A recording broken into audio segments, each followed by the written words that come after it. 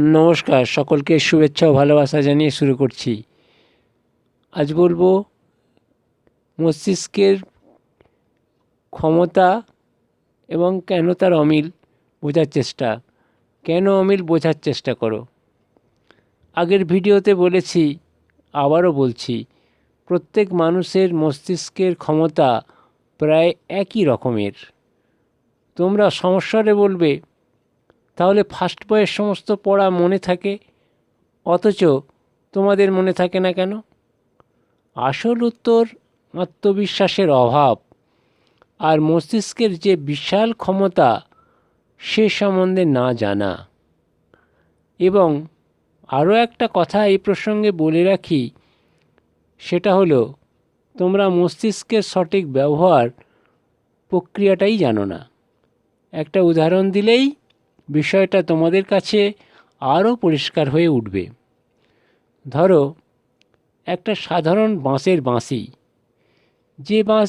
যে ওই বাঁশি বাজাতে জানে তার কাছে ওই বাঁশের সাধারণ বাঁশি থেকে অসাধারণ সুর বেরিয়ে আসবে।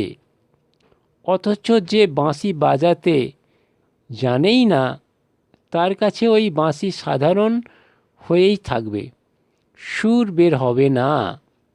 তোমরা মস্তিষ্কটাকে কে কীরকমভাবে ব্যবহার করতে পারছো তার উপরই নির্ভর করবে পড়া মনে রাখা না রাখা। তোমাদের মধ্যেই কেউ কেউ মস্তিষ্কটাকে এমন সুন্দরভাবে ব্যবহার করছো যাতে পড়া সমস্তই মনে গেঁথে যাচ্ছে, হচ্ছ পরীক্ষায় প্রথম। কেউ কেউ সাধারণভাবে মস্তিষ্ককে ব্যবহার করে কোনো রকমে পড়া মনে রেখে কোনো রকমে পরীক্ষায় উতরে যাচ্ছ। আর কেউ কেউ মস্তিষ্কের ব্যবহার করছই না, তারা অলস কুঁড়ে। ফার্স্ট বয়ের সঙ্গে তোমাদের মস্তিষ্কের কেন অমিল সেটা বোঝার চেষ্টা করো। ভাবো, যে সমস্ত ছাত্ররা পড়া মনে রাখতে পারে তাদের সঙ্গে কোথায় তোমাদের অমিল? অমিলগুলো বের করতে পারলেই বুঝতে পারবে দোষ ত্রুটি মস্তিষ্কের নয়, দোষ ত্রুটি ব্যবহারের। প্রত্যেক জিনিসকেই কাজে লাগাতে হলে সেই জিনিস ঠিকমতো ব্যবহার করতে হয়, তেমনি মস্তিষ্ককেও ঠিকভাবে ব্যবহার করতে হয়। অব্যবহৃত অবস্থায় কোনো জিনিসকে যদি ফেলে রাখা হয়, সেই জিনিস আর ব্যবহারের উপযোগী থাকে না, অর্থাৎ সেই জিনিস আর কাজ করে না। যেমন ধরো, একটা ইলেকট্রনিক গুডস তুমি কিনে কয়েকদিন ব্যবহার করে ফেলে রাখলে, দেখবে কয়েক মাস পরেই সেই বস্তুটি আর সচল নেই। মস্তিষ্ককেও যদি ওইভাবে ঠিকমতো ব্যবহার না করে অলস করে গড়ে তোলো, তাহলে তোমার মস্তিষ্ক অলস হবেই। অলস মস্তিষ্ক কি কাজ করবে? নিয়মিত মস্তিষ্ককে কাজে লাগাও, মস্তিষ্কের স্মৃতি ক্ষমতা অবশ্যই বাড়বে। অতএব আজই কাজে নেমে পড়ো। প্রতিদিন নিয়ম করে নিয়মিত ব্যায়াম করলে যেমন শরীরের বিভিন্ন মাংসপেশির পুষ্টি লাভ হয়, ঠিক তেমনই প্রতিদিন নিয়ম করে নিয়মিত মস্তিষ্কের ব্যায়াম করলে মস্তিষ্কের ক্ষমতা বাড়ে। মস্তিষ্কের ব্যায়াম আবার কীরকম?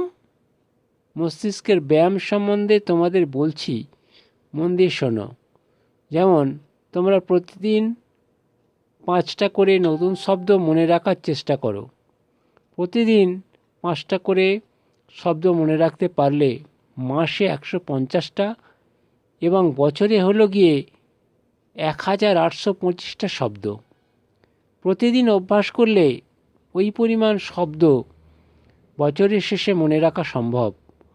আর তাছাড়া তোমরা বিভিন্ন নিউজ পেপার থেকে শব্দছক, শব্দ ধাঁধা ইত্যাদি খেলার মধ্য দিয়ে মস্তিষ্কের ব্যবহার সচল রাখতে পারো।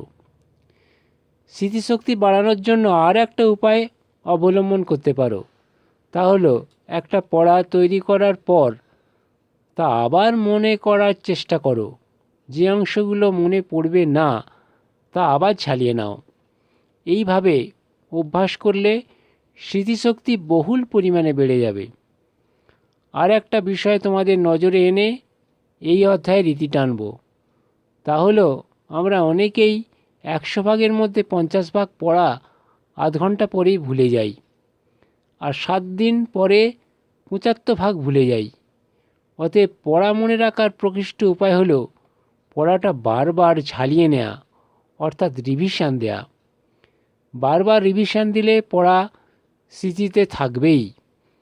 আর একটা সত্যি কথা হলো, কোনো জিনিসকে ব্যবহার না করে ফেলে রাখলে সেটা যেমন ক্রমশ ব্যবহারযোগ্যতা হারায়, ঠিক তেমনিভাবে মস্তিষ্ককে ব্যবহার না করে ফেলে রাখলে মস্তিষ্কও ক্রমশ দুর্বল হতে থাকে। একটা প্রবাদ প্রবচন খুব চালু আছে, তোমরা সকলেই তা জানো, শূন্য মস্তিষ্ক শয়তানের কারখানা। অতএব আর দেরি নয়, আজ থেকেই মস্তিষ্ককে কাজে লাগাও। তোমরা সকলেই ভালো থেকো, আমার শুভেচ্ছা রইল। ধন্যবাদ।